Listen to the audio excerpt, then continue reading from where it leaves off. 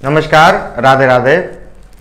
आप बहुत सारी आपने कथाएं सुनी होंगी, बहुत सारी राम कथाएं सुनी होंगी, बहुत सारी भागवत सुनी होंगी और आपने बचपन से ये भी सुना होगा कि भागवत कथा सुनने से हमारे जो है जीवन में परिवर्तन आता है, हमारे जीवन से समस्याएं खत्म होती हैं। लेकिन क्या कभी होती हुई आपने दिखाई दी है? इसके पीछे बहुत बड़ा रहस्य है और बहुत बड़ा कारण है जो आपको आज समझने की आवश्यकता है कि हम इतनी कथाएं, इतनी भागवत, इतने पुराण, सब वेद पुराण सब कुछ पढ़ते रहते हैं, लेकिन हमारे जीवन में हमें परिवर्तन होता हुआ क्यों दिखाई नहीं देता है। इसका प्रत्यक्ष उदाहरण भागवत से आपको देना चाहेंगे। भागवत में आपने देखा होगा धुंधकारी, जिसने अपने जीवन भर पाप कर्म करते करते अंत में जो है 5 वेश्याओं ने मिलके उसको जला दिया, जलाकर मार दिया और जीवन भर पाप का बहुत बड़ा पापी था। बहुत उसने हत्याएं की थी, बहुत लूट पाट इत्यादि करी थी और एक राजा के यहाँ चोरी करने के कारण उनके यहाँ जो 5 वेश्याएं उसने रख रखी थी, उन लोगों 5 वेश्याओं ने मिलकर धुंधकारी की हत्या कर दी और उसके शरीर को वहीं पर उसके घर में गाड़ कर वहां से सारा धन संपत्ति लेके भाग गई। अब आप समझिए, जिस व्यक्ति ने जीवन भर पाप कर्म करते करते ही वो मरा हो, उस व्यक्ति की मुक्ति कैसे हो? आप ये समझिए, आपने अपने जीवन में इतने बड़े पाप तो नहीं किए होंगे जितने बड़े पाप धुंधकारी के थे। तो जो धुंधकारी जैसे पापी व्यक्ति की मुक्ति हो सकती है, तो आपने कभी सोचा है कि क्या आपकी मुक्ति नहीं हो सकती है? धुंधकारी को मारकर चले गए, वो वैश्याएं सारा धन संपत्ति लेकर चली गई। फिर धुंधकारी के छोटे भाई थे गोकर्ण जी महाराज, जो बिल्कुल संत स्वभाव के थे, विद्वान थे, साधक थे। जब वो दोबारा उस घर में आए धुंधकारी के यहाँ पर, तो रात्रि में विश्राम करके उन्होंने जब आंख बंद करके ध्यान करने बैठे तो अजीबो गरीब आवाज आने लगी।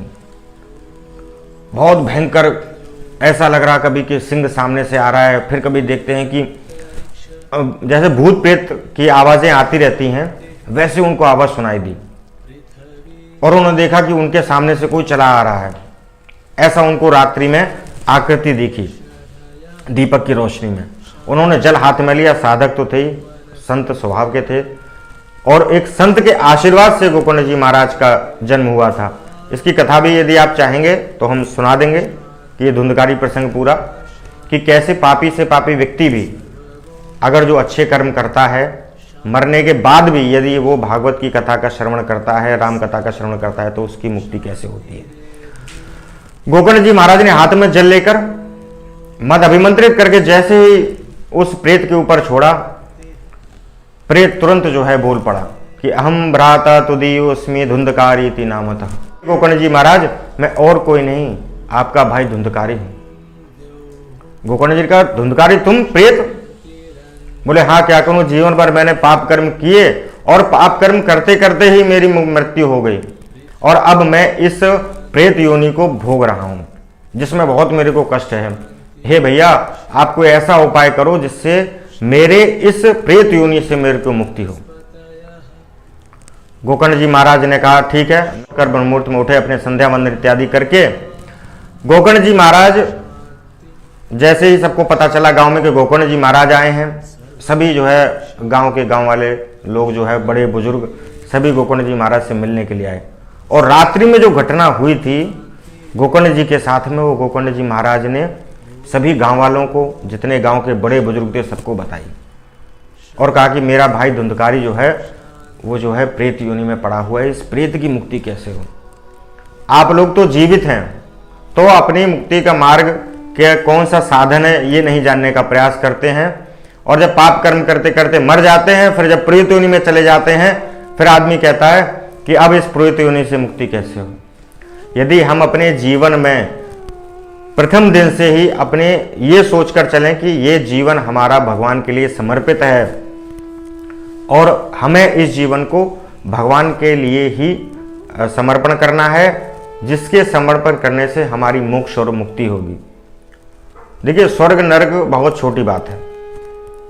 मेन हमारे इस संसार में आने का उद्देश्य ये है कि जब बालक गर्भ में होता है, बालक 9 महीने माँ के गर्भ में रहता है, तो गर्भ में उसे इतनी पीड़ा होती है, कहते हैं कि बिल्कुल जैसे नरक का दर्शन होता है, वो पीड़ा उसको एक छोटे से, मान लिया आपको कमरे में बंद कर दिया जाए और 9 महीने तक, और बस खाना पीना दे दिया जाए और आप कैसा आपको लगेगा। वही स्थिति कहते हैं ना कि 5-6 महीने में तो अच्छा खासा आदमी एक कोठरी में बंद बंद पागल हो जाता है, और बालक 9 महीने तक जब माँ के गर्भ में रहता है तो वो भगवान से एक ही प्रार्थना करता है कि हे भगवान, मेरे को इस नरक से आप बाहर निकालो, और मैं आपकी ऐसे जीवन में कोई कार्य नहीं करूंगा जिससे कि मेरे को इस गर्भ में दोबारा आना पड़े। गोकर्ण जी महाराज ने पूछा कि अब धुंधकारी की मोक्ष कैसे हो, मेरा भाई जो है पीड़ा में है। तो सबसे पूछा, कोई उनकी मुक्ति का, प्रेत योनि में पड़ी हुई जो व्यक्ति है उसकी मुक्ति का उपाय नहीं बता पाया। तब जाकर गोकर्ण जी महाराज ने भगवान सूर्यदेव से कहा कि हे सूर्य भगवान, मैं गोकर्ण आपसे पूछना चाहता हूं कि प्रेत योनि में पड़े व्यक्ति की मुक्ति का उपाय क्या है। तब भगवान सूर्यदेव ने कहा कि श्रीमद् भागवतान मुक्ति सप्ताह वाचनम कुरु, कि आप श्रीमद् भागवत कथा यदि धुंधकारी के नाम से करते हैं तो उस प्रेत की मुक्ति श्रीमद् भागवत कथा के श्रवण मात्र से हो जाती है। फिर बहुत सुंदर मंच लगाया गया। गोकर्ण जी महाराज ने धुंधकारी के नाम से संकल्प लेकर कहा कि हे भाई धुंधकारी, मैं आपके नाम से श्रीमद् भागवत कथा कर रहा हूं, आप आके श्रवण करिए, सुनिए। अब देखिए, धुंधकारी तो प्रेत है, वो एक जगह प्रेत हवा स्वरूप होती है, वो एक जगह कहीं बैठ तो सकती नहीं है। तो धुंधकारी ने क्या किया, एक वहां पर बांस का जंगल था वहां पे, और एक बांस के गांठ पर जाकर बैठ गया। पहले दिन की कथा का विश्राम हुआ, पहली गांठ टूट गई, दूसरी दिन की कथा का विश्राम हुआ, दूसरी गांठ टूट गई, और जब 7 दिन की कथा का विश्राम हुआ तो वो धुंधकारी जो जीवन भर जिसने पाप कर्म करते करते मरा था और अंत में वह महाप्रेत बना था, उस महाप्रेत का देव स्वरूप हो गया 7वें दिन, और उसको लेने के लिए साक्षात बैकुंठ से भगवान कृष्ण के पार्षद आए, श्रीमान नारायण के पार्षद वहां पर आए और धुंधकारी को लेकर जाने लगे, क्योंकि धुंधकारी महाप्रेत से वो देवता बन गया था। जो प्रश्न आपका है ना, जब ले जाने लगे तो गोकर्ण जी महाराज ने कहा, ए पार्षदों रुको। तो जो आप सब लोग कहते हैं ना कि मैंने, अरे जीवन भर में मैंने हजारों कथाएं सुन लूंगी, मैं तो ऐसे ऐसे लोगों से मिला हूं जो कहते हैं कि हम तो महीने में 1-2 कथा करा ही लेते हैं, लेकिन क्या उनके जीवन में परिवर्तन आया? बिल्कुल उनके जीवन में परिवर्तन नहीं आता है, वही उनका स्वभाव होता है। क्योंकि श्रीमद् भागवत कथा हमें सिखाती है कि कैसे आपको विनम्र रहना है, कैसे लोगों से आपको व्यवहार करना है और कैसे अपना जीवन व्यतीत करना है, ये हमें सिखाती है श्रीमद् भागवत कथा। श्रीमद् भागवत कथा के श्रवण से काम, क्रोध, लोभ, मोह, मद, मत्सर, ईर्ष्या, राग, द्वेष, सब प्रकार के दोष जो है वो नष्ट हो जाते हैं। अरे जिस व्यक्ति ने श्रीमद् भागवत कथा करा के कह दिया कि मैंने श्रीमद् भागवत कथा कराई है, उसी दिन उस कथा का पुण्यफल नष्ट हो जाता है, आपने कितना भी उस कथा में पैसे खर्च किए हों, क्योंकि आपने कहा कि मैंने कथा कराई है। आपके अंदर अहंकार, इसका मतलब अभी भी जीवित है, और जब तक ये विकार मनुष्य के जीवन में रहेंगे तब तक आपके जीवन में कृष्ण का आपके हृदय में प्रादुर्भाव नहीं हो पाएगा, भगवान की कृपा आपके ऊपर नहीं होगी। तो जो प्रश्न आप सभी का है ना कि मैंने सैकड़ों कथाएं सुन ली, इतनी राम कथाएं सुन ली, लेकिन मेरे जीवन में कुछ बदलाव होता हुआ मेरे को दिखाई नहीं दे रहा है, तो अब आप सुनिए आपके जीवन में बदलाव क्यों नहीं आता है। जो गोकर्ण जी महाराज का प्रश्न था वही आज हम सबका प्रश्न है। गोकर्ण जी ने कहा पार्षदों से कि हे पार्षदों, एक प्रश्न है मेरे अंदर कि कथा तो पूरे गांव वालों ने सुनी है, पूरे 7 दिन तक सुनी है, पूरी मन लगाकर सुनी है, लेकिन आपने एक ही विमान क्यों आया धुंधकारी को लेने के लिए? तब जो है वैष्णव के पार्षदों ने कहा, श्रीमन नारायण के पार्षदों ने कहा कि देखिए गोकर्ण जी महाराज, कथा भले ही सबने सुनी है पूरे गांव वालों ने, लेकिन इस कथा को हृदय में जिसने उतारा है वो है धुंधकारी।